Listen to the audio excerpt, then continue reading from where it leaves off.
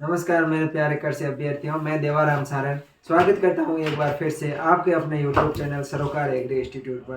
तो साथियों, अपन है वो पिछली क्लास में अपन ने पैथोलॉजी के है वो पेपर सॉल्यूशन कर रहे थे। उसमें अपन ने दो पेपर सॉल्यूशन है वो कर लिए थे 2021-22 और 2022-23 के।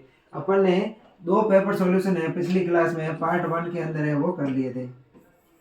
पार्ट 1 के अंदर है अपन ने दो पेपर सॉल्यूशन कर लिए थे और दो तीन पेपर सॉल्यूशन है वो इस क्लास में अपन करेंगे। अपन पैथो 311 के बारे में PPA-TH 311 का पेपर सॉल्यूशन कर रहे थे। अब है इस क्लास को अपन नेक्स्ट में बढ़ाते हैं।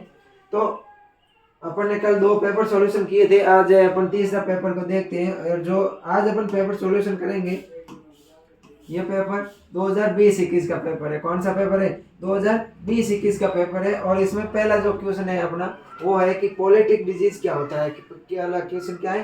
पॉलिटिक डिजीज क्या होता है। ये क्वेश्चन है वो 2021-22 के पेपर के अंदर अपन ने कर लिया था कि ऐसे रोग जो वर्ष में दो या दो से अधिक बार आते हैं या दो से अधिक बार जिनका प्रकोप रहता है, ऐसे रोगों को पॉलिटिक डिजीज बोलते हैं अपन। उसके बाद में अगला है ट्री सर्जरी क्या है। अगला क्वेश्चन क्या है अपना? ट्री सर्जरी क्या है। बात करते हैं अपन ट्री सर्जरी की। तो जिस प्रकार अपने अंदर कोई भी ह्यूमन के अंदर ह्यूमन होते हैं, ह्यूमन बॉडी होती है या कोई मानव है, उसको रोग होता है तो इसके अपन उपचार करवाते हैं, उसमें सर्जरी वगैरह कुछ करवाते हैं। तो उसी प्रकार पादपों के अंदर भी अपन सर्जरी करवाते हैं, उसको सर्जरी या ट्री सर्जरी के नाम से जाना जाता है। रोगग्रस्त पौधों के किसी रोगग्रस्त भाग का या क्रियात्मक उपचार का भाग का या किसी क्रियात्मक उपचार करना है, क्या कहलाता है? सर्जरी कहलाता है। कोई भी रोगग्रस्त पौधा है, उस रोगग्रस्त पौधे का जो रोगग्रस्त भाग है उसका अपन क्रियात्मक जो उपचार करते हैं, उसमें क्रियात्मक थेरेपी करते हैं, उसको अपन क्या बोलते हैं? ट्री सर्जरी बोलते हैं। जैसे अपने हो गया इसमें अपन प्रूनिंग कर सकते हैं या भाई फिर अपन है कोई रोगग्रस्त पादप है उस पर है अपन उसको वहां से हटा सकते हैं, तो ये ट्री सर्जरी के अंदर आता है। उसके बाद में फ्यूजिगेशन क्या होता है। क्वेश्चन क्या है अगला? फ्यूजिगेशन क्या होता है? वे रसायन जो कवकों में उपापचय मार्ग को अवरुद्ध करते हैं तथा उनके हाइपर यानी कि बीजाणु अंकुरण की वृद्धि को रोककर उन्हें नष्ट करने का कार्य करते हैं, वो फ्यूजिगेशन कहलाते हैं। फ्यूजिगेशन क्या होते हैं? वो जो कवकों में उपापचय मार्ग को है बंद कर देते हैं। क्या करते हैं? कवक होते हैं, उन कवकों के अंदर उन कवकों का उपापचय मार्ग को क्या कर देते हैं? बंद कर देते हैं। उपापचय मार्ग होता है, इस उपापचय मार्ग को है वो अवरुद्ध कर देते हैं या फिर क्या करते हैं कि जो कवकों के बीजाणु होते हैं जिसको अपन हाइफल बोलते हैं या बीजाणु बोलते हैं, तो बीजाणु अंकुरण को रोक देते हैं। बीजाणु अंकुरण को रोक देते हैं। बीजाणु अंकुरण की ग्रोथ है उस ग्रोथ को क्या कर देते हैं? रोक देते हैं। तो ऐसे रसायनों को अपन क्या बोलते हैं? फ्यूजिगेशन बोलते हैं। क्या बोलते हैं? फ्यूजिगेशन। सीधी बात यह है कि जहां पर कवकों का प्रकोप है, अपन को पता है कि यहाँ पर कवक आक्रमण कर सकते हैं, वहां पर अगर अपन फ्यूजिगेशन रसायनों का छिड़काव कर देते हैं तो वे रसायन कवकों के बीजाणु अंकुरण होते हैं, जो कवकों के अंकुरण होते हैं उनकी वृद्धि को रोक देंगे। या फिर पहले से अगर कोई कवक मौजूद है तो उनके उपापचय मार्ग को अवरुद्ध कर देंगे तथा उन्हें नष्ट कर देंगे। अगला अपना क्वेश्चन है इरिडिकेशन क्या होता है। कल के जो अपन पिछली क्लास की थी उसमें भी है ये इरिडिकेशन कई बार पूछा गया था। उन्मूलन क्या किसके बारे में पूछा गया? उन्मूलन के बारे में कई क्वेश्चन आ चुके हैं, 4-5 बार है ये अपने पेपर सॉल्यूशन में शब्द आ गया है। तो इरिडिकेशन क्या होता है कि किसी क्षेत्र में रोगजनक के स्थापित होने के बाद उस रोग को उस क्षेत्र से हटाना इरिडिकेशन कहलाता है। इरिडिकेशन क्या होता है? मैंने आपको कल भी बताया था कि कोई क्षेत्र है, उस क्षेत्र के अंदर कोई रोग है स्थापित हो जाता है, उस स्थापित रोग को वहां से हटाना ही क्या कहलाता है? इरिडिकेशन या उन्मूलन कहलाता है। अगला है क्वेश्चन हाइपर पैराटाइजम क्या होता है। क्या है? हाइपर पैराटाइजम क्या होता है? तो एक ऐसा पैरासाइट जो दूसरे पैरासाइट पर जीवित रहता है उसको क्या बोलते हैं? हाइपर पैरासाइटिज्म बोलते हैं। ऐसा पैरासाइट या ऐसा परजीवी जो किसी दूसरे परजीवी पर जीवित रहता है। कोई एक परजीवी है वो किसी दूसरे परजीवी पर है जो जीवित रहता है, उसको अपन क्या बोलते हैं? हाइपर पैरासाइटिज्म बोलते हैं। एक परजीवी का दूसरे परजीवी पर पोषण के लिए निर्भर रहना हाइपर पैरासिटिज्म कहलाता है। क्या? एक परजीवी का दूसरे परजीवी पर पोषण के लिए है वो निर्भर रहना क्या कहलाएगा? हाइपर पैरासिटिज्म कहलाता है। अगला अपना क्वेश्चन है वो है सीड डिसफेक्शंस यानी कि बीज संक्रमणहारी, और दूसरा है सीड डिसफेक्टेंस यानी बीज संकरणहारी। बीज संक्रमणहारी और बीज विसंग्रहणहारी में क्या अंतर है? तो बीज डिसफेक्शंस होते हैं, जो बीज संक्रमणकारी होते हैं, ये एक उन्मूलन प्रक्रिया है। क्या है? बीज संक्रमणहारी है एक उन्मूलन प्रक्रिया है, और जो बीज विसंग्रहणहारी है यह एक नियंत्रण प्रक्रिया है। कैसी है? नियंत्रण प्रक्रिया। इसको अपन ध्यान रखना है। अगर उन्मूलन का पूछते हैं, बीज संक्रमणहारी है तो वो उन्मूलन प्रक्रिया है, और बीज विसंग्रहणहारी है तो वो नियंत्रण की प्रक्रिया है। बीज संक्रमणकारी बीज या रोपण सामग्री के अंदर उपस्थित रोगजनकों को नियंत्रित करता है। जो बीज संक्रमणकारी पदार्थ होते हैं वे बीज या कोई भी रोपण सामग्री है उसके अंदर उपस्थित जो संक्रमणकारी पदार्थ होते हैं उनकी वृद्धि को रोकते हैं। जबकि जो बीज विसंग्रहणहारी है ये सामग्री जैसे बीज या कोई रोपण सामग्री है उसकी सतह पर उपस्थित रोगजनकों को नियंत्रित करता है। अगर किसी की सतह बात होती है बीज की सतह की तो वो है बीज विसंग्रहणहारी, और अगर बीज के अंदर की कोई रसायनों को जो नष्ट करता है रोग को तो वो होते हैं बीज संक्रमणहारी। इसके एग्जाम्पल है जैसे loose smut of wheat and barley है, उसके ये एग्जाम्पल है। अगला अपन अंतर देखें तो अगला अपना अंतर है मोनोसाइक्लिक एंड पॉलीसाइक्लिक। मोनोसाइक्लिक और पॉलीसाइक्लिक अपन जो डिफरेंट है वो पिछले क्वेश्चन में अपन देख चुके हैं क्वेश्चन पेपर में।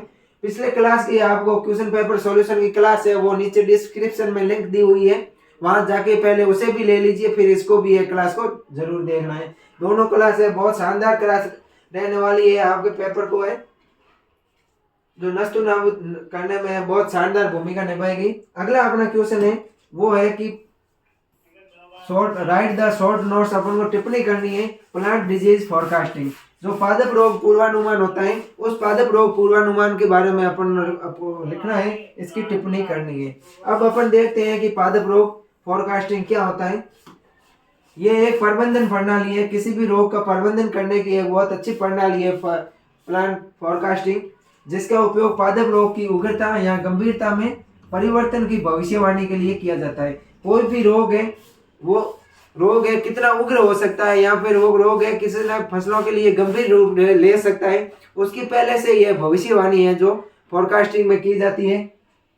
पादप रोग पूर्वानुमान निम्नलिखित सिद्धांतों पर आधारित है। कौन कौन से सिद्धांत हैं उनको अगर अपन बात करें तो जो पादप रोग पूर्वानुमान है प्लांट डिजीज फोरकास्टिंग है, ये मौसम की स्थिति के आधार पर पूर्वानुमान है कि मौसम की स्थिति कैसी है, आगे आने वाला मौसम कैसा है। अगर आने वाला मौसम अधिक आर्द्रता युक्त है तो वहां पर है रोग के फैलने की संभावना अधिक रहती है। अगर मध्यम तापमान है जो रोगों के फैलने के लिए उचित तापमान है वो रहेगा आगे आने वाले टाइम में, तो भी रोगों के फैलने की संभावना अधिक से अधिक बनी रहती है। दूसरा है सह संबंधी जानकारी पर आधारित। जो रोगजनक होते हैं जो पैथोजन होते हैं उनका जो सह संबंधी है वो वहां पर किस प्रकार से रहता है, वो अगर अनुकूल कंडीशन में रहता है तो वहां पर रोग फैलने की संभावना है वो अधिक बनी रहती है। प्राथमिक टीकाओं पर आधारित पूर्वानुमान, और अगला है रोग की भविष्यवाणी के लिए कंप्यूटर का उपयोग किया जाता है। ये चार है जो पूर्वानुमान लगाने के सिद्धांत है। पहला है मौसम की स्थिति के आधार पर पूर्वानुमान, दूसरा है सह संबंधी जानकारी के पर आधारित पूर्वानुमान, और तीसरा है वो है प्राथमिक टीकाओं पर आधारित पूर्वानुमान, और जो चौथा है वो है रोग की भविष्यवाणी के लिए कंप्यूटर का उपयोग। तो ये अपना हो गया फोरकास्टिंग। अब अपन एक एक वो है जो फोरकास्टिंग को है देखते हैं। पहला अपन सिद्धांत पढ़ेंगे वो पढ़ेंगे forecasting based on primary inoculum. जो प्राथमिक विसंक्रमणकारी होते हैं प्राथमिक संक्रमणकारी होते हैं उसके आधार पर अपन plant forecasting plant disease forecasting किस प्रकार से करते हैं उसकी अगर अपन बात करने वाले हैं कि मृदा हवा बीज व रोपण सामग्री में प्राथमिक इनोकुलम उपस्थित रहता है। अगर कोई रोग है उस रोग के रोगजनक अगर मृदा के अंदर उपस्थित है तो अपन है वहां पर वो मृदा जनित रोग होंगे या फिर है वो बीज जनित रोग हो सकते हैं, या रोपण सामग्री है कोई भी अपन फसलों की उसमें भी है रोगजनक हो सकते हैं। उसके आधार पर जो उसमें उपस्थित रहते हैं मृदा में उपस्थित है या फिर बीज में उपस्थित है या कोई पौधों की रोपण सामग्री में पौध रोपण में जो जीवाणु या पैथोजन उपस्थित होते हैं इनको अपन क्या बोलते हैं प्राथमिक इनोकुलम बोलते हैं या प्राथमिक संक्रमणकारी बोलते हैं। Forecasting based on whether condition, मौसम की स्थिति के आधार पर फोरकास्टिंग करते हैं। जैसे मौसम की स्थिति है, तापमान कैसा है, वहाँ की सापेक्षिक आर्द्रता कैसी है, वर्षा कितनी है, प्रकाश आर्द्रता आदि फसल की है जो मौसम का पूर्वानुमान लगाते हैं। जैसे 15 से 21 डिग्री सेल्सियस टेम्परेचर की जरूरत रहती है ब्लाइट ऑफ पोटैटो डिजीज। जो पोटैटो का ब्लाइट डिजीज है उसके लिए टेम्परेचर, उपयुक्त टेम्परेचर रहता है वो रहता है 15 से 21 डिग्री सेल्सियस। अगला है forecasting based on computer models. Computer models के आधार पर फोरकास्टिंग किस प्रकार से की जाती है? कुछ विकसित देशों में डिजीज फोरकास्टिंग के लिए कंप्यूटर का उपयोग किया जाता है। जो विकसित देश है उन विकसित देशों में फोरकास्टिंग के उपयोग के लिए वो कंप्यूटर का प्रयोग किया जाता है। जैसे फोरकास्टिंग मॉडल और डिजीज, कौन सा मॉडल है वो फोरकास्टिंग का दिया गया है किस डिजीज के लिए? अगर अपन ब्लाइट कास्ट की बात करें तो लेट ब्लाइट ऑफ पोटैटो। एपिडम की बात करें तो अर्ली ब्लाइट ऑफ पोटैटो। एपिडम जो मॉडल है वो अर्ली ब्लाइट ऑफ पोटैटो के फोरकास्टिंग के लिए वो दिया जाता है। अगला है टॉम कास्ट है जो अर्ली ब्लाइट ऑफ टोमेटो के बारे में दिया गया है। फिर है एपी इवन स्केब ऑफ एप्पल, जो एप्पल का स्केब रोग है उसके लिए जो मॉडल दिया जाता है फोरकास्टिंग के लिए वो दिया जाता है एपीवाई। अगला क्वेश्चन है अपना पेस्ट रिस्क एनालिसिस क्या होता है? किसके बारे में बताना अपन को? पेस्ट रिस्क एनालिसिस, PRA के बारे में अपन को बताना है। कीट जोखिम विश्लेषण नियामक, इसको हिंदी में क्या बोलते हैं? कीट जोखिम विश्लेषण नियामक, पेस्ट रिस्क एनालिसिस। कोई कीट है वो कितना अपने लिए जोखिम पैदा कर सकता है उनका अपन एनालिसिस करते हैं, वो PRA के अंदर करते हैं। किसके अंदर करते हैं? PRA के अंदर है वो अपन उसका एनालिसिस करते हैं। कीट जोखिम विश्लेषण नियामक हानिकारकों के लिए जाने वाले जोखिम विश्लेषण का एक रूप है। जो हानिकारक होते हैं, हानिकारक कीटों को जानने के लिए अपन जोखिम विश्लेषण का एक रूप है जिसमें पौधों के नए या उभरते कीटों में पौधों के संसाधनों की सुरक्षा के लिए आवश्यक पादप संसाधनों की पहचान की जाती है। अगर कोई भी पौधा है उसके अंदर नए कीट उत्पन्न हो रहे हैं या कोई नया कीट पैदा हो रही है तो उसकी गंभीरता को देखते हुए अपन कौन कौन से संसाधन है उपयोग करते हैं उनका अपन को यहाँ विश्लेषण किया जाता है।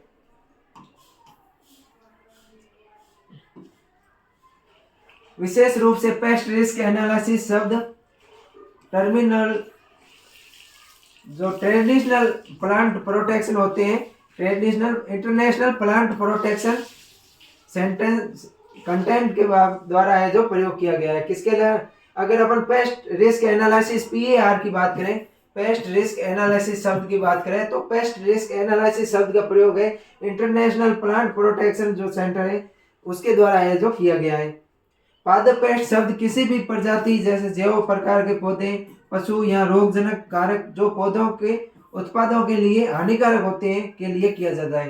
पादप पेस्ट शब्द है, अगर मैं पेस्ट की बात करूं तो पेस्ट शब्द का प्रयोग किनके लिए किया जाता है?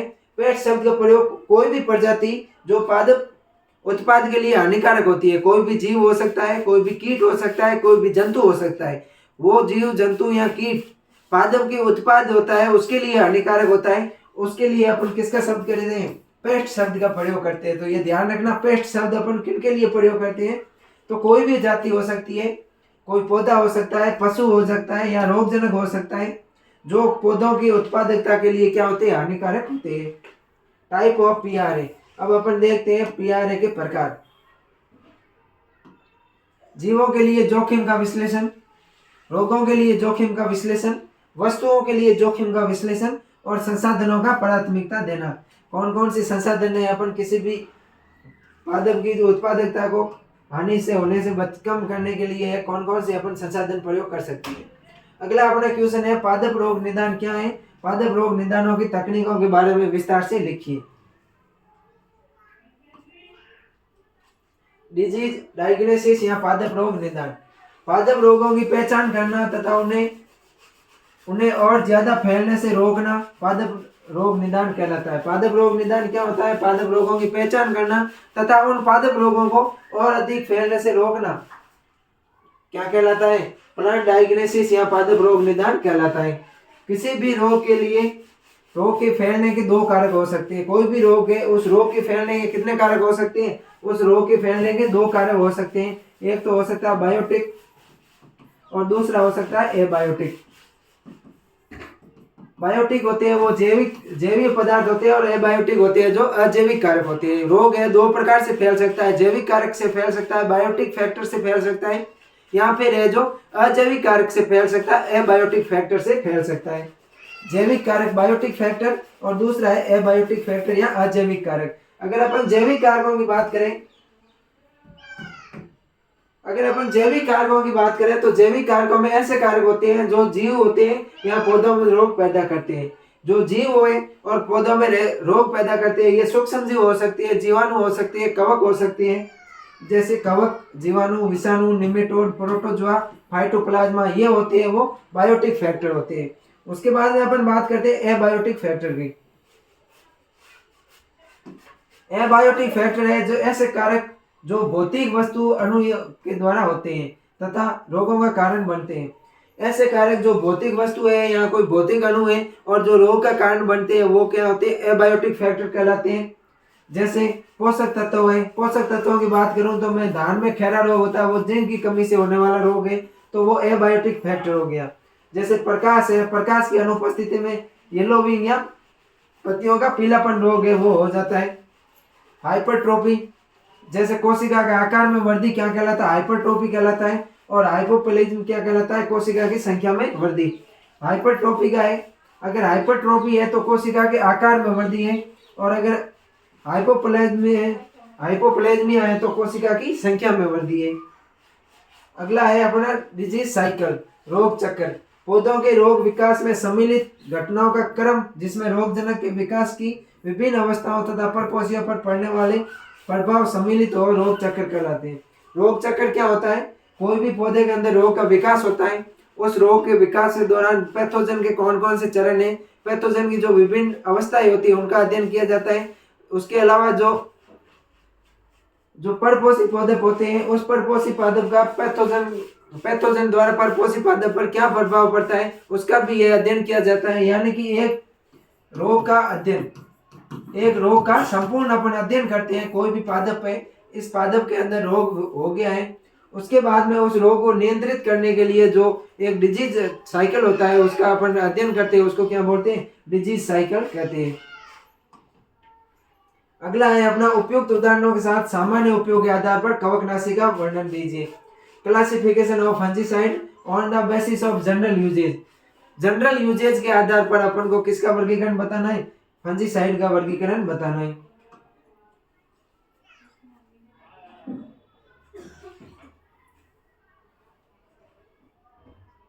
अपन ने फंजीसाइड का वर्गीकरण है वो कल पढ़ा था, लेकिन आज अपन है वो जनरल यूजेज के आधार पर फंजीसाइड का वर्गीकरण पढ़ेंगे।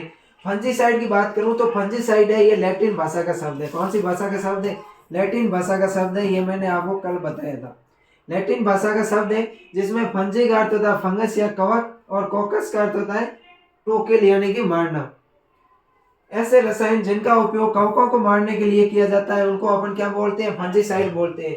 The fungicide is any chemical which has the ability to kill the fungus. यानी कि कवकों को मारने की जो रसायन होते हैं, कवकों के मारने की योग्यता रखने वाले जो रसायन होते हैं उनको अपन क्या बोलते हैं, फंजीसाइड या कवकनाशी के नाम से जानते हैं। टाइप ऑफ फंजीसाइड, फंजीसाइड के गुण बताए हुए, क्या बताए हुए, फंजीसाइड के गुण। फंजीसाइड होता है ये पौधों के लिए विषहीन होता है। फंजीसाइड होते हैं जो कवकनाशी होते हैं वो पौधों के लिए विषहीन होना चाहिए, विषहीन होना चाहिए। ऐसा नहीं है कि अपन जिस फंजीसाइड का उपयोग करते हैं वो पौधों के अंदर विषैला प्रभाव डाले, वो सिर्फ कवकों को ही नष्ट करने वाला होना चाहिए, पौधों के लिए विषैला प्रभाव नहीं रखने वाला हो। कार्य में ब्रॉड स्पेक्ट्रम होना चाहिए, जल्दी से है वो उपयोगी होना चाहिए और सस्ते मिलने चाहिए। फेशियल ट्रांसपोर्टेबल होने चाहिए, यानी कि पादपों के अंदर वाष्पोत्सर्जन की क्रियाएं आसानी से हो जानी चाहिए। अब अपन पढ़ेंगे क्लासिफिकेशन। क्या पढ़ेंगे, क्लासिफिकेशन ऑफ फंजीसाइड, फंजीसाइड का वर्गीकरण। फंजीसाइड का वर्गीकरण है 3 भागों में किया गया है। कितने प्रकार से किया गया, 3 प्रकार से किया गया है। पहला है कार्य के आधार पर, दूसरा है उपयोग के आधार पर, और तीसरा है रासायनिक संगठन के आधार पर। फंजीसाइड है कवकनाशी कितने भागों में वर्गीकृत है, 3 भागों में वर्गीकृत है। कार्य के आधार पर, उपयोग के आधार पर और रासायनिक संगठन के आधार पर। इसमें अपन पहला पढ़ेंगे वो पढ़ेंगे कार्य के आधार पर। ऐसे कवकनाशी जो कवकों का पहला कार्य के आधार पर अगर अपन देखें, कल भी अपन ने कार्य के आधार पर फंजीसाइड का वर्गीकरण पढ़ा था, लेकिन आज अपन दोबारा देखते हैं। पहला है प्रोटेक्ट फंजीसाइड। तो ऐसे कवकनाशी होते हैं जो कवकों का संक्रमण होने से पहले ही प्रयोग किए जाते हैं, उनको क्या बोलते हैं? प्रोटेक्ट फंजीसाइड बोलते हैं। जैसे जिनेब है, सल्फर है।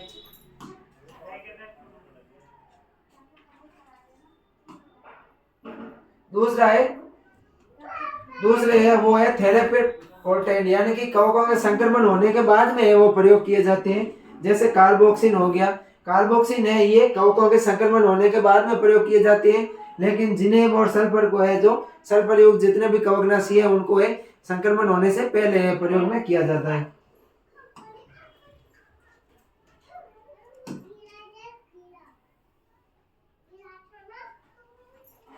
अगला है इरेडिकेंट, यानी कि पौधों को उन्मूलन, जो कवक होते हैं उनका उन्मूलन के काम आते हैं। इस प्रकार के कवकनाशी का उपयोग संक्रमण स्थल से संपूर्ण कवकों को हटाने के लिए किया जाता है।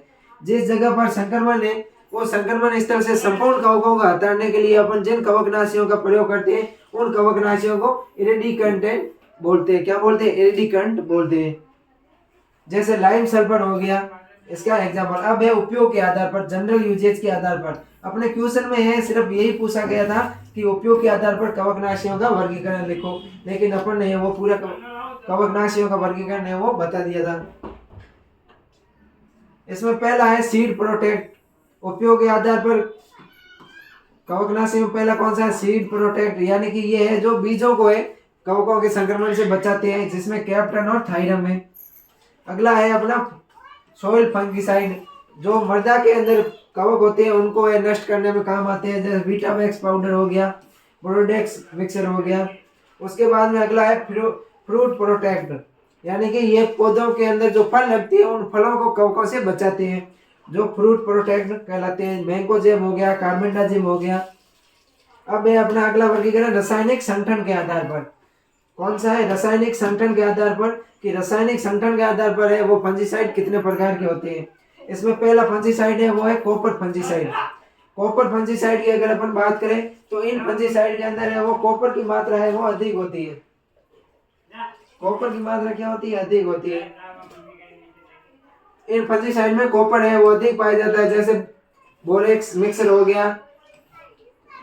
और इन कवकनाशियों की अगर अपन बात करें तो इन कवकनाशियों का उपयोग बीज को उपचारित करने में किया जाता है, सीड ट्रीटमेंट में किया जाता है। किसमें करते हैं? सीड ट्रीटमेंट में।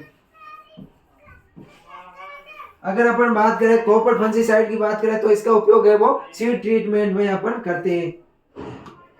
अगला आता है वो आता है अपना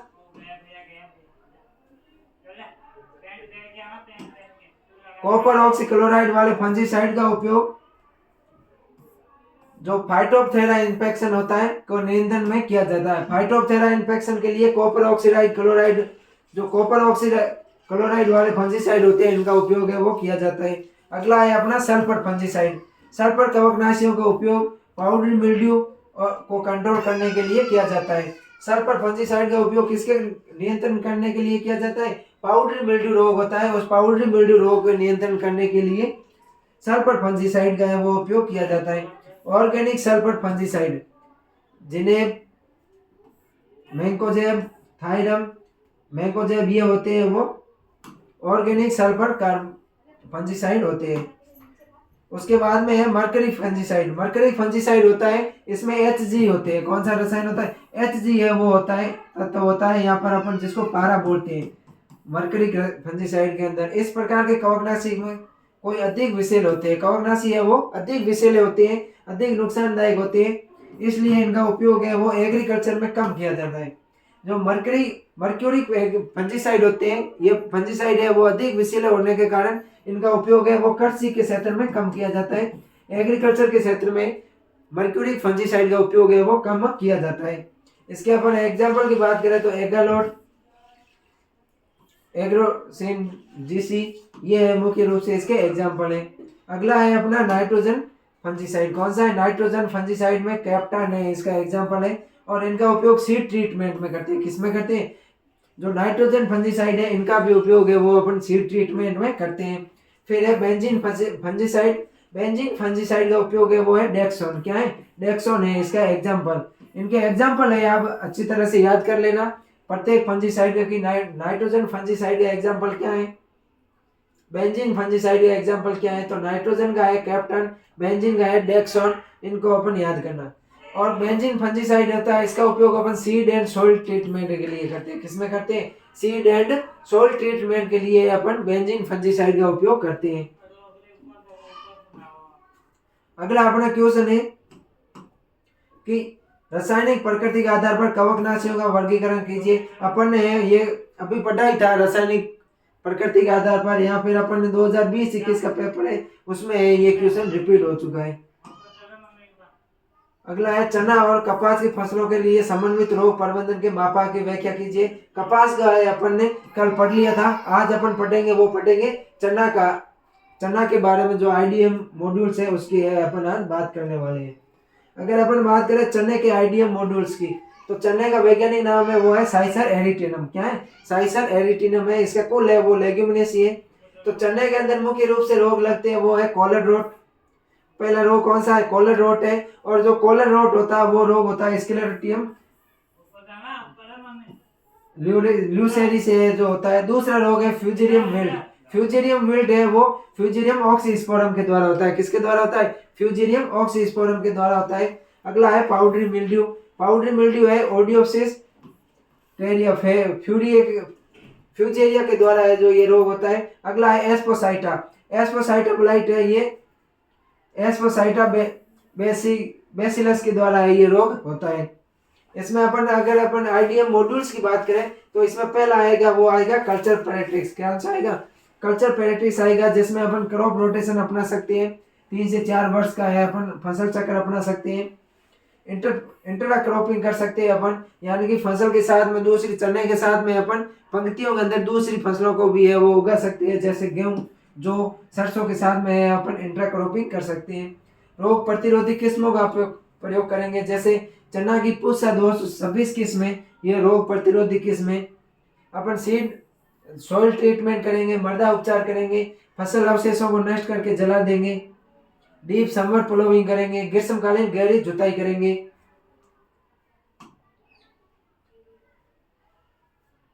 अगला है कि सेकेंडरी जो इनोक्यूलम होता है, द्वितीयक निवेश द्रव्य होता है या बीज जनित होता है, उसको अपन कम करेंगे। उसको कम करने के लिए अपन कार्बेंडाजिम से जो सीड ट्रीटमेंट करेंगे। किससे करेंगे? कार्बेंडाजिम से सीड ट्रीटमेंट करेंगे। कार्बेंडाजिम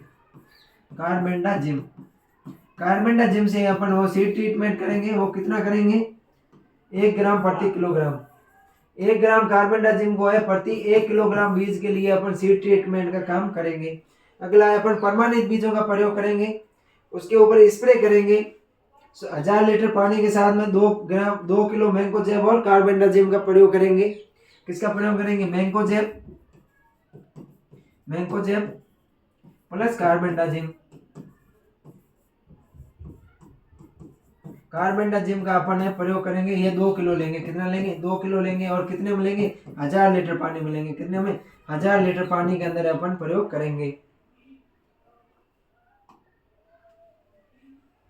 अगला अपना क्वेश्चन है कि पादप रोग प्रबंधन के सामान्य सिद्धांतों के बारे में विस्तार से बताइए। क्या क्वेश्चन है? अपन को है general principles of plant disease management के बारे में बताना है।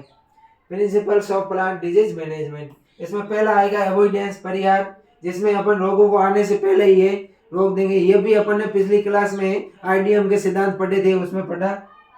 पहला है अवॉइडेंस, यानी कि रोगों को आने से पहले ही अपन रोक देते हैं। किसी नए क्षेत्र में रोगों को आने ही नहीं दिया जाएगा। इसके लिए अपन geographical areas, selection of field, selection of variety, selection of seed ploughing method, seed या फिर डेप्थ ऑफ सोविंग, यानी कि गहरी जुताई करेंगे। ये मुख्य रूप से अपन क्रियाएं करेंगे रोगों को। अगला है अपन रोगों से बचाने वाली वैरायटी है, किस्मों का, रोग प्रतिरोधी किस्मों का अपन उपयोग करेंगे। टाइम ऑफ सोविंग, यानी कि अपन बुआई के समय में परिवर्तित कर देंगे। अगला है अपना एक्सुलेशन यानी बहिष्करण, रोगों को फैलने से पहले ही उनका प्रबंधन करना।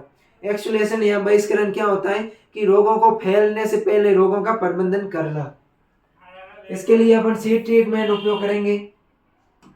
कवक जनित रोगों को फैलने से बचाने के लिए अपन कवक जो फंजीसाइड होते हैं उनका प्रयोग करेंगे, जैसे थायरम, कैप्टान, कार्बेंडाजिम। इनसे अपन क्या करेंगे, सीड ट्रीटमेंट करेंगे, बीज उपचार करेंगे।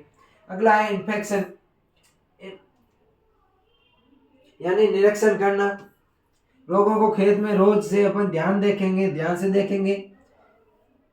अगला है अपन सर्टिफिकेशन यानी प्रमाणीकरण। बीजों का है जो प्रमाणीकृत बीजों का ही अपन प्रयोग करेंगे, सर्टिफाइड सीड का ही प्रयोग करेंगे। उसके बाद में तीसरा सिद्धांत है वो है इरिडिकेशन या उन्मूलन। क्या है, इरिडिकेशन या उन्मूलन।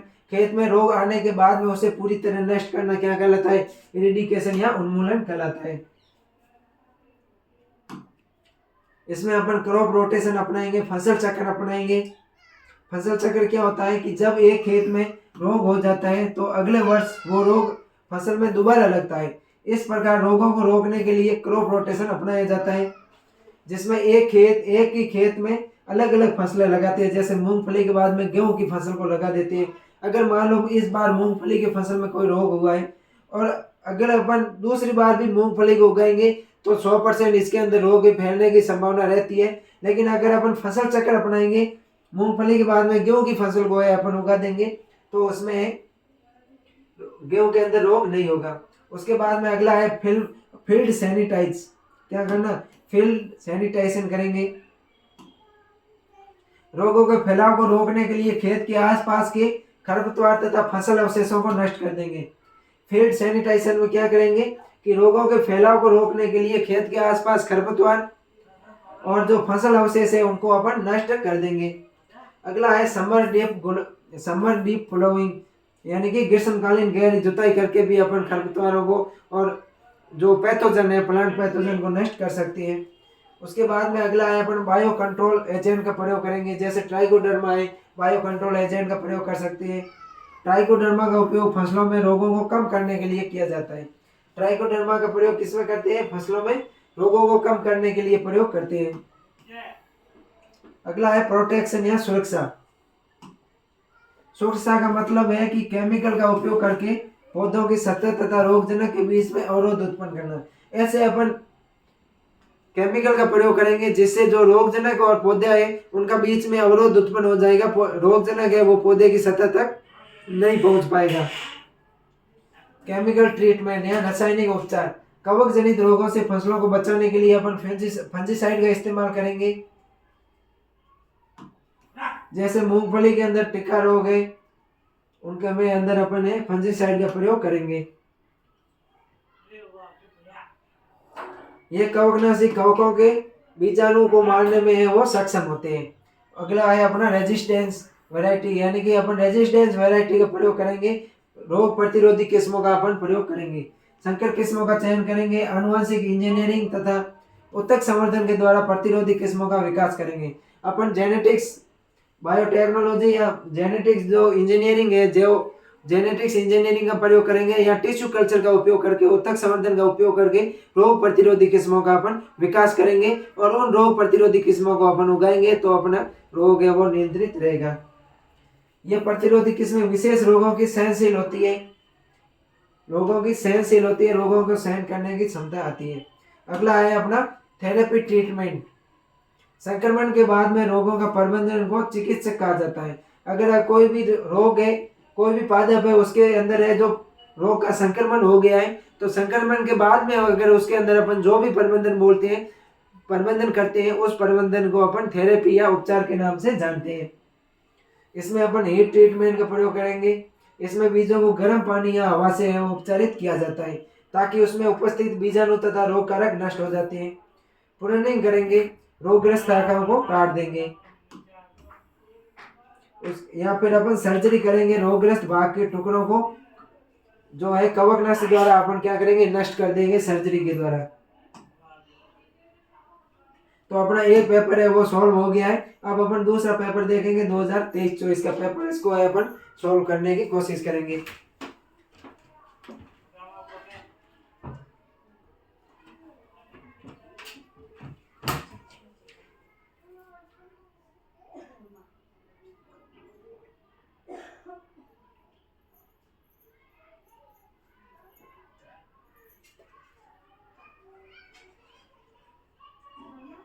तो अब अपन देखते हैं 2023 23-24 के पेपर को। इसमें पहला आया कि रेजिस्टेंस क्या होता है या प्रतिरोध क्या होता है। प्रतिरोध अपन पिछली क्लास में भी देखा था, क्वेश्चन अपने आया था, ये रेजिस्टेंस क्या होता है। प्रतिरोध का मतलब कि एक पौधे को किसी विशेष तनाव कारकों से प्रतिरक्षित किया जाता है, वो ही प्रतिरोध कहलाता है। प्रतिरोध का मतलब होता है कि कोई विशेष पादप है, उस पादप को किसी रोग के तनावों से मतलब लड़ने की उसके अंदर क्षमता दी जाती है, या रोगों का फैलाव है उसके अंदर नहीं होता है, उसको अपन रेजिस्टेंस या प्रतिरोध कहते हैं। अगला है पेंडेमिक या महामारी क्या होता है। जब एक बहुत बड़े क्षेत्र विशेष के अंदर कोई डिजीज बहुत नुकसान के साथ में फैल जाती है तो उसे महामारी कहते हैं। महामारी क्या होता है कि एक बहुत बड़े क्षेत्र के अंदर एक बहुत बड़े नुकसान के साथ में कोई डिजीज है फैल जाती है, उसको अपन महामारी बोलते हैं या पेंडेमिक बोलते हैं। और जिस शाखा के अंदर अपन महामारी का अध्ययन करते हैं उसको अपन एपिडोलॉजी कहते हैं, एपिडोलॉजी या महामारी विज्ञान कहते हैं। ये आ गया एपिडेमोलॉजी या महामारी विज्ञान। जब एक बहुत बड़े क्षेत्र विशेष के अंदर कोई डिजीज बहुत नुकसान के साथ फैल जाती है तो उसे महामारी कहते हैं।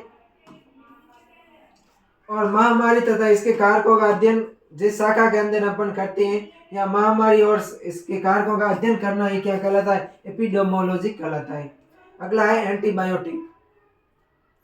एंटीबायोटिक क्या होता है कि जीवाणुओं की वृद्धि को रोकने वाले पदार्थ होते हैं, वो एंटीबायोटिक कहलाते हैं। ये एंटीबायोटिक है जीवाणु और कवकों से प्राप्त होते हैं तथा दूसरे जो हानिकारक जीवाणु होते हैं उन हानिकारक जीवाणुओं को रोकने में सहायक होते हैं। एंटीबायोटिक की खोज है वो फ्लेमिंग ने की थी। किसने की थी? एंटीबायोटिक की खोज है वो फ्लेमिंग ने 1941 के अंदर की थी। 1941 के अंदर है फ्लेमिंग नामक वैज्ञानिक ने सर्वप्रथम एंटीबायोटिक की खोज की थी। इन्होंने वो पेनिसिलियम नोटेटम कवक से है वो एंटीबायोटिक की खोज की थी। पेनिसिलियम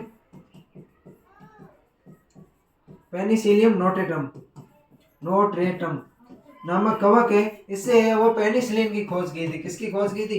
पेनिसिलिन की खोज की थी। सर्वप्रथम अगर अपन एंटीबायोटिक की खोज बात करें तो जो पेनिसिलिन एंटीबायोटिक है इसकी खोज है वो पेनिसिलियम नोटेटम नामक कवक से फ्लेमिंग ने 1941 के अंदर है वो की थी। उसके बाद में अगला है अपना एवॉइडेंस या परिहार। अगला अपना कौन सा परिभाषा है कि एवॉइडेंस क्या होता है? जब कोई फसलें में रोग होने के पहले या रोग के आने से पहले ही है जो रोकना परिहार कहलाता है। जब कोई फसल या किसी क्षेत्र के अंदर या फसल के अंदर रोग को आने से पहले ही है उसको प्रबंधन किया जाता है, रोग के फैलने को रोका जाता है, उसको अपन क्या बोलते हैं? एवॉइडेंस बोलते हैं। इसमें खेत का चयन, किस्म का चयन, गहरी जुताई, ये मुख्य रूप से ये क्रियाएं की जाती है।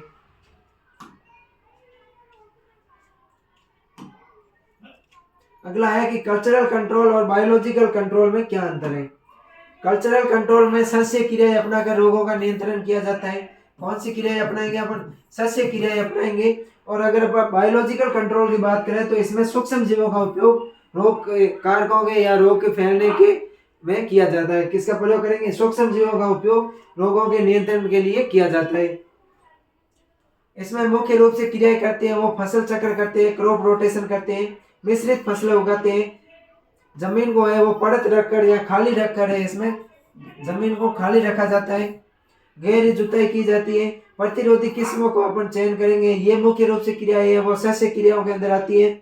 और अगर अपन बायोलॉजिकल कंट्रोल की क्रियाओं की बात करें तो इसमें एंटीबायोसिस, सिम्बायोसिस, म्यूटलिज्म आदि क्रियाएं होती है। और इसके साथ में अपन ने पिछली क्लास में 6-7 क्रियाएं देखी थी, वो सभी क्रियाएं है वो बायोलॉजिकल कंट्रोल के अंदर आती है।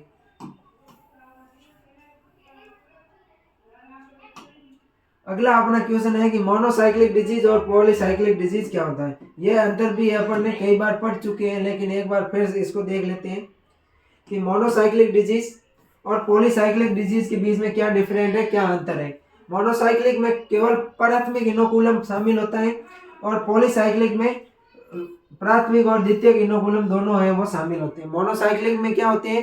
केवल प्राथमिक संक्रमणकारी तत्व है या प्राथमिक संक्रमण जो संक्रमणकारी होते हैं वो ही है इसमें प्रयुक्त होते हैं। लेकिन पॉलीसाइक्लिक डिजीज में प्राथमिक और द्वितीयक दोनों संक्रमणकारी है वो प्रयुक्त होते हैं। उसके बाद में और देखें तो मोनोसाइक्लिक रोगजनक प्रति फसल चक्र में केवल एक ही विकास चक्र उत्पन्न करते हैं। जो मोनोसाइक्लिक रोग होते हैं, मोनोसाइक्लिक डिजीज होते हैं, ये किसी फसल के अंदर केवल एक बार ही है डिजीज साइकिल अपनाते हैं, या एक बार ही है डिजीज साइकिल वो विकसित करते हैं, अर्थात ये एक बार ही है वो फैलते हैं। और पॉलीसाइक्लिक की बात करें तो ये प्रति फसल चक्र में एक से अधिक बार संक्रमण पैदा करते हैं, या फसल के अंदर एक से अधिक बार है इसका प्रकोप, इन रोगों का प्रकोप होता है।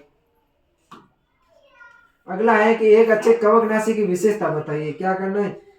जो फंजीसाइड होते हैं इसकी क्या विशेषता होती है। पहले तो अपन देखते हैं फंजीसाइड क्या होते हैं, कि फंजीसाइड ऐसे रसायन होते हैं जिनका उपयोग कवकों को मारने के लिए किया जाता है। अब इनके अपन क्वालिटी देखते हैं, यानी कि इसकी करेक्टर या विशेषता के बारे में देखते हैं। तो इसकी विशेषता है कि कवकनाशी पौधों के लिए विषहीन होना चाहिए, मतलब जिन कवकनाशियों का अपन प्रयोग करते हैं वो पौधों के लिए विषहीन होने चाहिए, पौधों पर हानिकारक प्रभाव नहीं होना चाहिए। दूसरा है कार्य में ब्रॉड स्पेक्ट्रम होना चाहिए।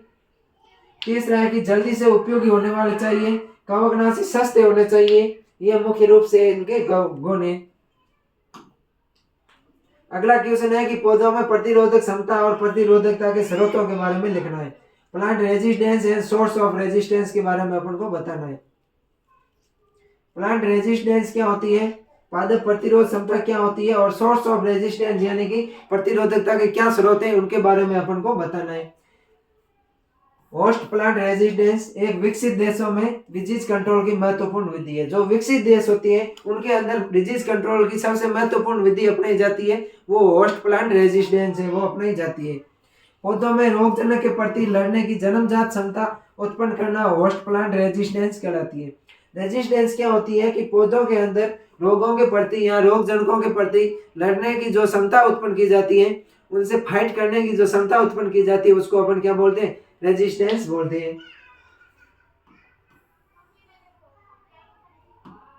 कुछ पौधों में आनुवंशिक द्वारा कुछ जीन ट्रांसफर किए जाते हैं जो पौधों को रोगों से बचाते हैं। कुछ पौधों में अपन क्या करते हैं, आनुवंशिकी विधि के द्वारा जेनेटिक्स अभियांत्रिकी है, आनुवंशिकी इंजीनियरिंग जेनेटिक्स इंजीनियरिंग है। इस जेनेटिक्स इंजीनियरिंग के द्वारा ऐसे जीन विकसित डाले जाते हैं फसलों के अंदर जिससे उसके अंदर रोग प्रतिरोधी क्षमता उत्पन्न होती है। ये दो प्रकार की होती है, हॉरिजॉन्टल और वर्टिकल। क्षैतिज प्रतिरोध और ऊर्ध्वाधर प्रतिरोध दो प्रकार की होती है। जो ऊर्ध्वाधर प्रतिरोध होती है ये ओलियोजेनिक होती है, और जो वर्टिकल प्रतिरोध या क्षैतिज प्रतिरोध होती है ये म्यूटेजेनिक होती है। अगला है सोर्स ऑफ रेजिस्टेंस, यानी कि प्रतिरोधकता के स्रोत। प्रतिरोधकता के स्रोत की बात करें तो इसमें पहला है सिलेक्शन, यानी कि रोग प्रतिरोधी अपन पौधों का चयन करके रेजिस्टेंस उत्पन्न कर सकते हैं। सिलेक्शन का मतलब होता है चयन। दूसरी है वो है म्यूटेशन या उत्परिवर्तन। म्यूटेशन या उत्परिवर्तन, म्यूटेशन में क्या करेंगे अपन, म्यूटेशन का उपयोग करके प्रतिरोधी उत्पन्न करेंगे। भौतिक विभिन्न प्रकार के जो फिजिकल रेज है या भौतिक किरणें हैं, इन किरणों का उपयोग करके अपन म्यूटेशन का उपयोग करके वो ऐसे गुण अपन फसलों के अंदर विकसित करेंगे जिससे वो रोग प्रतिरोधक उत्पन्न हो जाए।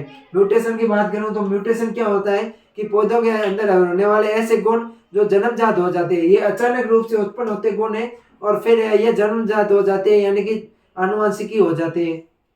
उसके अलावा हाइब्रिडाइजेशन यानी कि संकरण के द्वारा भी अपन प्रतिरोधी किस्मों को बढ़ा सकते हैं। आईडीएम की अवधारणा को समझाइए, पादप रोग प्रबंधन के सिद्धांतों पर संक्षेप में चर्चा कीजिए। अपन को क्या बताना है इसमें, आईडीएम के कॉन्सेप्ट को बताना है और आईडीएम के जो सिद्धांत है उसके बारे में बताना। वैसे ये क्वेश्चन अपन पिछले पेपर में कर चुके हैं, लेकिन दोबारा बात करते हैं। आईडीएम इंटीग्रेटेड डिजीज मैनेजमेंट क्या होता है। आईडीएम इसकी अगर अपन बात करें तो समन्वित रोग प्रबंधन में रोग नियंत्रण के लिए जैविक, रासायनिक, भौतिक तथा सस्य संबंधी सभी क्रियाओं का प्रयोग किया जाता है। आईडीएम में अपन किसका प्रयोग करते हैं, भौतिक, जैविक, रासायनिक और सस्य संबंधी सभी क्रियाओं का प्रयोग करते हैं, जिसमें रोग कारक तथा रोग को पूरी तरह से कंट्रोल किया जाता है और इसका पर्यावरण के लिए कोई भी हानिकारक प्रभाव नहीं होता है। पौधों अपन जो रोग कारक होते हैं या जो रोग होते हैं उनको नियंत्रित करने के लिए भौतिक रूप से शारीरिक या फिर अपन सस्य रूप से सस्य संबंधी क्रियाओं से केमिकल रूप से अपन नियंत्रण करते हैं और उसका प्रभाव है वो पर्यावरण पर हानिकारक नहीं पड़ता है। यह है अपने आईडीएम की अवधारणा। अगर मैं आईडीएम की अवधारणा की बात करूं तो एकीकृत रोग प्रबंधन आईडीएम को एक क्या है, व्यापक और टिकाऊ दृष्टिकोण है। इसका उपयोग कृषि में पौधों की बीमारियों को प्रभावी ढंग से नियंत्रित करने के लिए किया जाता है। पौधों के अंदर जो रोग होते हैं उनको नियंत्रित करने के लिए किया जाता है। जबकि पर्यावरण पर है वो नकारात्मक प्रभाव को भी क्या करते हैं, जो इन्वायरमेंट है, इन्वायरमेंट के ऊपर नेगेटिव इफेक्ट पड़ता है उसको भी है वो कम किया जाता है। दीर्घकालिक उत्पादकता सुनिश्चित की जाती है। इसमें सर्वोत्तम संभव परिणाम प्राप्त करने के लिए कोई रोग प्रबंधन युक्तियों का समायोजित करना शामिल होता है। अब इनके कौन कौन से मुख्य अवधारणा है? पहला है समग्र दृष्टिकोण, यानी कि संपूर्ण दृष्टिकोण को एक साथ में देखना, समग्र दृष्टिकोण।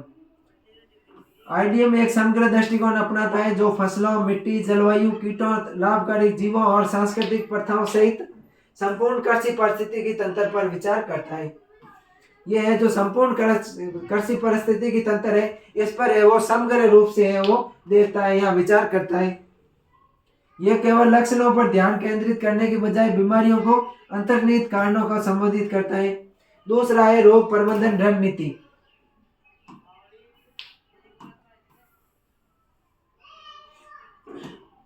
आईडीएम विभिन्न रोगों के प्रबंधन रणनीतियों को एकीकृत करता है, जैसे कि सांस्कृतिक पद्धतियां यानी कि कल्चरल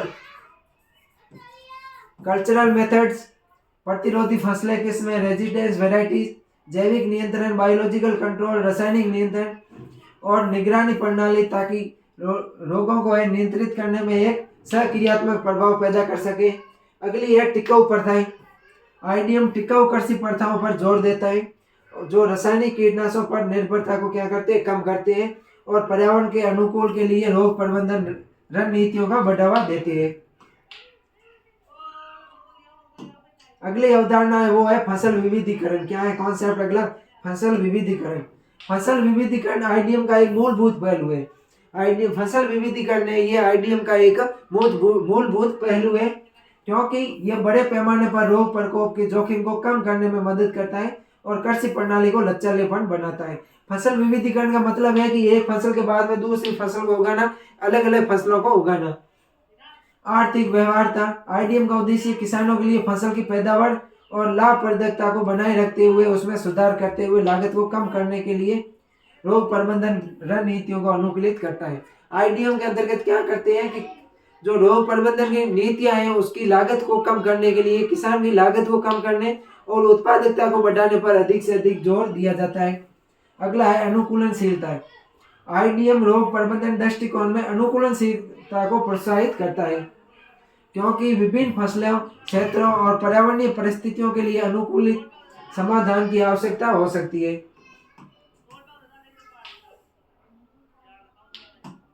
अगला है रोकथाम और शीघ्र पता लगाना। आईडीएम फसल चक्रण, स्वच्छता और रोग प्रतिरोधी किस्मों के रोपण के उपायों के माध्यम से रोग के प्रकोप को रोकने पर जोर देता है और नियमित निगरानी के माध्यम से रोगों का शीघ्र पता लगाने में समय पर हस्तक्षेप संभव हो जाता है। अगला है विविध रणनीतियां। आईडीएम विभिन्न रणनीतियों को एकीकृत करता है, जिसमें सांस्कृतिक पद्धतियां, जैविक नियंत्रण, प्रतिरोधी पौधों की किस्में, रासायनिक हस्तक्षेप, निगरानी तकनीकें शामिल है। साइट विशिष्ट प्रबंधन।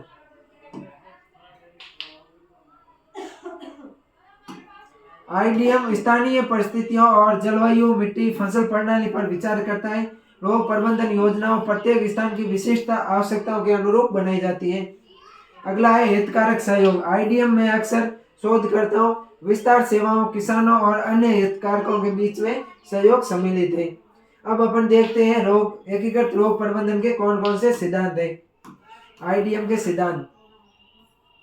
पहला सिद्धांत है पहले रोकथाम, यानी कि पहले रोकथाम की जाती है। रोकथाम है वो आईडीएम का एक प्रथम सिद्धांत है। रोग प्रतिरोधी फसलें किस्मों का उपयोग करना, सटीक फसल चक्र अपनाना, रोग की घटनाओं को कम करने के लिए उचित स्वच्छता बनाए रखना जैसे निवारक उपायों पर अपन जोर देते हैं। अगला है विविधता और लचीलापन। फसल के प्रकोप को जोखिम को कम करने के लिए कृषि पारिस्थितिकी तंत्र को लचीलापन बढ़ाने के लिए फसल विविधीकरण को प्रोत्साहित करते हैं। सीमा आधारित नियंत्रण। आर्थिक क्षति की सीमा निर्धारित करने के लिए निगरानी प्रणालियों का उपयोग किया जाता है। अगला है युक्तियों का एकीकरण। यानी कि अधिक अपन रोग प्रबंधन की जो भी युक्तियां हैं इनको सभी को एक साथ में प्रयोग करते हैं अधिकतम। और अगला है पर्यावरण अनुकूल पद्धतियां। गैर लक्षित जीवों और पर्यावरण में होने वाली हानियों को न्यूनतम करने के लिए पर्यावरण अनुकूल और कम विषाक्त रोग प्रबंधन रणनीतियों को प्राथमिकता दी जाती है। यानी कि जो जो मेथड्स है वो पर्यावरण के लिए लाभदायक होते हैं, पर्यावरण के नुकसान को कम करते हैं और विषाक्तता के प्रभाव को भी क्या करते हैं, कम करते हैं। उन विधियों का है अपन आईडीएम के तहत उपयोग करते हैं। अगला है नियमित निगरानी। अगर अपन डेली है वो रोग प्रबंधन की विधियों पर या रोगों के फैलने पर निगरानी रखते हैं, जिससे भी अपना नियमित निगरानी संभावित है। संभावित समस्याओं को शीघ्र पहचान करने और समय पर प्रबंधन निर्णय लेने के लिए फसलों की रोग घटनाओं और गंभीरता नियमित निगरानी करते हैं। अगला क्वेश्चन है पादप रोग प्रबंधन की भौतिक विधियों के बारे में लिखना है। कौन कौन सी है वो फिजिकल मेथड्स है। ये भी क्वेश्चन है, कल वो रिपीट हुआ था कि पादप रोग प्रबंधन की भौतिक विधियां कौन कौन सी है। तो आज मैं उन भौतिक विधियों का पूरा वर्णन नहीं बता के आपको सिर्फ मेथड्स का है वो नाम बताऊंगा। समन्वित रोग प्रबंधन में रोग नियंत्रण के लिए जैविक, रासायनिक, भौतिक तथा सस्य संबंधी सभी क्रियाओं का प्रयोग करते हैं, जिसमें रोग कारक तथा रोग को पूरी तरह से कंट्रोल किया जाता है।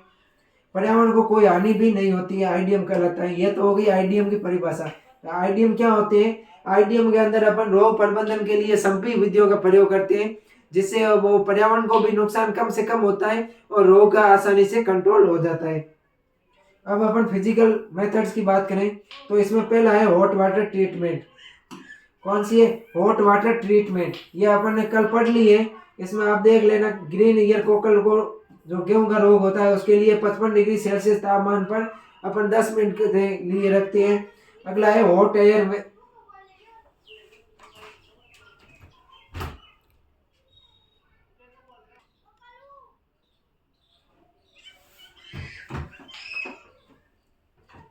अपन है जो physical method of plant disease management की बात कर रहे थे। इसमें अपन ने पहले जो मेथड है वो हॉट वाटर ट्रीटमेंट की बात करें। हॉट वाटर ट्रीटमेंट की बात करें तो इसमें अपन क्या करते हैं कि है हम बीजों को है गर्म पानी में रखते हैं, जिससे वो बीज के द्वारा होने वाले जो रोग होते हैं, जो बीजोड़ रोग होते हैं, उनको नियंत्रित किया जाता है। दूसरा है हॉट एयर ट्रीटमेंट। दूसरी विधि कौन सी है, hot air treatment. Hot air treatment में क्या करते हैं, बीजों को गर्म हवा से गुजारेंगे, जिससे इसमें कीट और रोग या कोई भी स्पोर बीजाणु वगैरह है उसको नियंत्रित किया जाता है। जैसे red rot of sugarcane होता है, जो गन्ने का जो लाल सड़न रोग होता है, उसको अगर अपन नियंत्रित करना है तो 54 डिग्री सेल्सियस 54 डिग्री सेल्सियस गन्ने को अपन 54 डिग्री सेल्सियस हॉट एयर से 7 से 8 घंटा में गुजारते हैं तो वो रोग है अपना नियंत्रित हो जाता है। अगली विधि है अपने स्टेम स्टेरिलाइजेशन। कौन सी विधि है, स्टेम स्टेरिलाइजेशन। इसमें क्या करते हैं अपन कि भाप बनाकर है जो स्टेरिलाइजेशन करते हैं। क्या करते हैं अपन इसमें स्टेम स्टेरिलाइजेशन में अपन है वो भाप बनाकर स्टेरिलाइजेशन करते हैं, या भाप बनाकर है वो जीवाणुओं को जीवाणु रहित किया जाता है। अगली विधि है बर्निंग ऑफ फ्लेमिंग, यानी कि आग लगाकर अपन करते हैं। फ्लोडिंग के द्वारा भी अपन नियंत्रित करते हैं। यहाँ पर अपन रेडिएशन के द्वारा है जो किरणें होती है उसके उपयोग करें सुखाने के लिए भी अपन करते हैं। अगला है soil heat treatment. Soil heat treatment में मृदा को गर्म करके बड़े क्षेत्रों के लिए उपयोग किया जाता है। सोलर हीट ट्रीटमेंट विधि, इसमें अपन करेंगे किसका उपयोग करेंगे, सूर्य की गर्मी को बीजों को सुखाने के लिए अपन उपयोग करेंगे। जैसे लूज स्मेट ऑफ व्हीट है, इसको नियंत्रित किया जाता है। जौ का आवर्त कंडवा रोग का नियंत्रण होता है। या फिर ब्लाइट ऑफ चिकपी है, जो चने का ब्लाइट रोग है उसका भी है वो नियंत्रण अपन सोलर ट्रीटमेंट के द्वारा कर सकते हैं। अगला क्वेश्चन है अपना कि डिजीज फोरकास्टिंग क्या होती है, इसके लाभ और इसकी क्या क्या सीमाएं हैं। डिजीज फोरकास्टिंग की बात करें तो मैंने आपको पहले ही बताया था कि डिजीज फोरकास्टिंग है ये एक रोगों को नियंत्रित करने का मैनेजमेंट सिस्टम है, रोग प्रबंधन की सिस्टम है। इसका पादप रोग विज्ञान में रोगों की उग्रता को बदलने के लिए प्रयोग में करते हैं। इस प्रणाली में जो होस्ट होते हैं, होस्ट पैथोजन और एनवायरनमेंट के आधार पर इनके बीच में होने वाली क्रियाओं का अपन अनुमान लगाते हैं। क्या करते हैं अपन, जो होस्ट प्लांट होता है, इन्वायरमेंट होता है या और पैथोजन होता है, इन तीनों के बीच में जो क्रियाएं होती है उनके आधार पर अपन इसका अनुमान लगाते हैं। अब अपन इसके लाभों की बात करें कि इसके क्या क्या बेनिफिट है फोरकास्टिंग के, तो प्लांट फोरकास्टिंग का उपयोग करके पौधों में होने वाले रोगों का अपन पता लगाकर रोगों से होने वाली हानि को अपन कम किया जा सकता है। किसके क्या करते हैं, रोगों के द्वारा जो हानि होती है उसको कम किया जा सकता है। इससे बड़े क्षेत्र में आने वाली महामारी को रोका जा सकता है, लोगों को भूखमरी से बचाया जा सकता है और देश की अर्थव्यवस्था में होने वाले नुकसान को से भी है, इसको अपन फोरकास्टिंग के द्वारा बचा सकते हैं। अगला है अपना इसका लिमिटेशन क्या है, यानी कि इसकी क्या क्या सीमाएं हैं। तो इसमें रोगजनक की प्रकृति के बारे में अपन को पता है नहीं चल पाता है कि रोगजनक की प्रकृति है वो किस प्रकृति का होगा। रोगजनक के विकास पर पर्यावरण का प्रभाव है उसकी अपन को पता नहीं चल पाता है। रोगजनक की उग्रमान अवधि या उसकी जो उसीमान अवधि कितनी है उसके भी अपन को पता नहीं चल पाता है। रोग की जो सुषुप्ता काल अवस्था होती है उसका पता नहीं चल पाता है। रोगजनक का फैलाव किस प्रकार होगा उसका भी अपन को प्लांट डिजीज फोरकास्टिंग से पता नहीं चल पाता है। अगला अपना क्वेश्चन है कि कवकनाशी को परिभाषित कीजिए। कवकनाशी को परिभाषित कीजिए और इसके उदाहरण दें। कवकनाशी के उपयोग के साथ आने वाले सुरक्षा मुद्दों और संभावित जो सावधानियां है उस पर अपन को क्या करनी है, चर्चा करनी है। कवकनाशी फंजीसाइड की बात करें तो फंजीसाइड एक लैटिन भाषा का शब्द है, जो लैटिन भाषा के शब्द फंगस और कोक्स टू किल यानी कि मारने के पर से बना है। ऐसे रसायन जिनका उपयोग अपन कवकों को मारने के लिए करते हैं उनको क्या बोलते हैं, कवकनाशी या फंजीसाइड बोलते हैं, वो कवकनाशी कहलाते हैं। और कवकनाशी के उपयोग आने वाली सुरक्षा की अगर अपन बात करें तो जो कवकनाशी दवा होती है वो अगर कम हानिकारक है तो उसका रंग होता है, और लेबल का जो रंग होगा वो हरा होगा। कैसा होगा, कम हानिकारक लेबल का रंग होगा वो हरा होगा। अगर मध्यम हानिकारक है, कैसी है, मध्यम हानिकारक है तो उसका रंग होगा वो नीला होगा। कैसा होगा, नीला होगा। अगर कवकनाशी कम हानिकारक है तो उस पर लेबल होगा उसका रंग हरा होगा। अगर मध्यम हानिकारक है तो उस पर रंग होगा वो नीला होगा। अगर तीव्र हानिकारक है तो उसका रंग होगा वो पीला होगा। और अगर अत्यधिक हानिकारक है तो उसका रंग होगा वो लाल होगा या रेड होगा। तो सभी प्रकार के निर्देश है वो स्पष्ट तरीकों से लेबल पर लिखे होने चाहिए। दवा को है हमेशा मूल कंटेनर में ये रखना है अपन को, कंटेनर दवा का चेंज नहीं करना है। अगली सावधानी क्या रखनी है कि दवा के डिब्बों एवं कंटेनरों को मर्दा में अपन को दबा देना उपयोग के बाद में। कंटेनरों को स्वच्छ जल तालाब में नहीं फेंकना है। अतिरिक्त दवा की मात्रा को घरेलू कीट जैसे कॉकरोच चींटियां को मारने में काम में ले लेना है। अगली है अपन को क्या क्या सावधानियां रखनी है, तो बच्चों की पहुंच से दूर रखें। दवा का प्रयोग के समय खाने और पीने से जो वस्तु है उनसे दूर रखना है। छिड़काव के बाद में अपन को नहाना चाहिए। हाथों में दस्तानों का प्रयोग करना चाहिए। उपकरणों की साफ सफाई रखनी चाहिए। नहाने के बाद में वो खाना खाना चाहिए और आंख व मुंह को संपर्क में आने से बचाना चाहिए। मृदा जनित रोगों के लिए संरक्षित खेती के अंतर्गत एकीकृत रोग प्रबंधन की विधियों को अपन को बताना है। मृदा जनित रोगों की बात करें अगर अपन,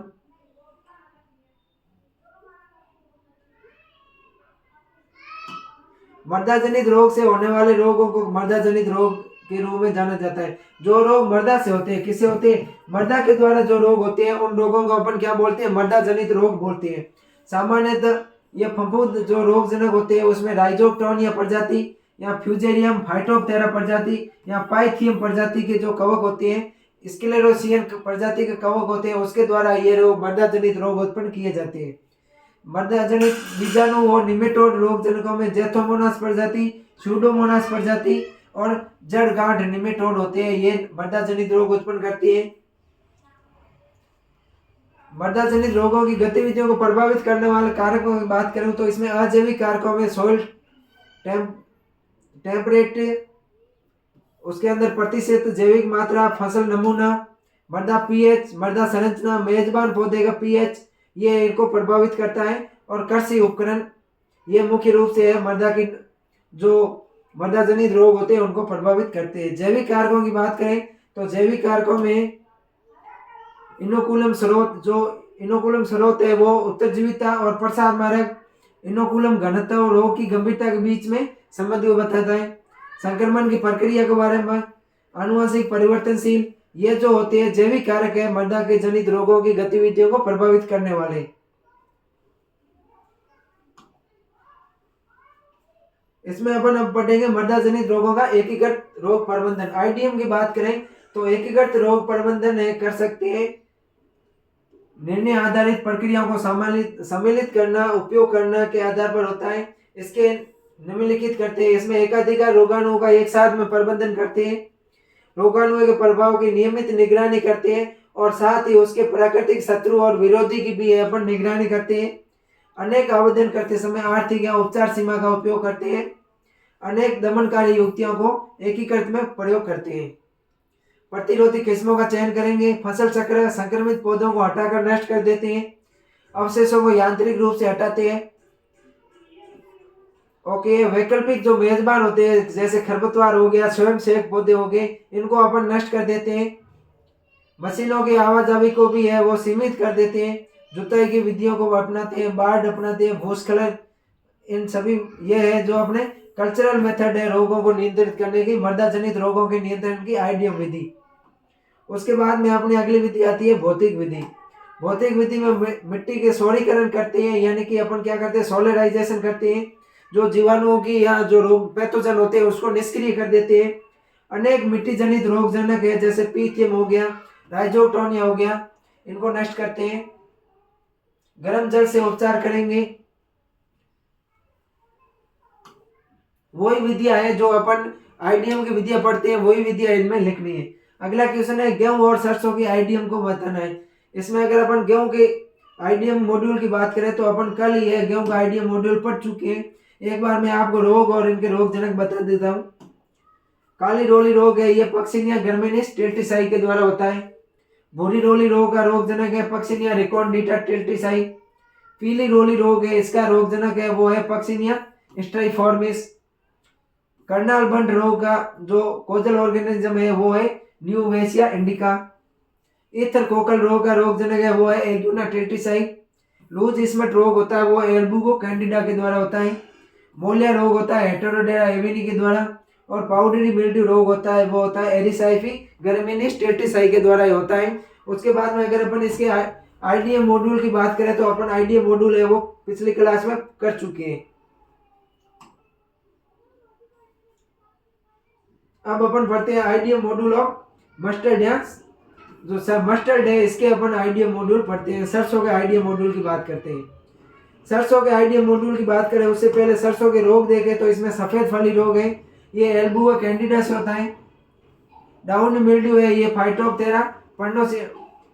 फाइटोप्टेरा पर्निसोटिका से होता है।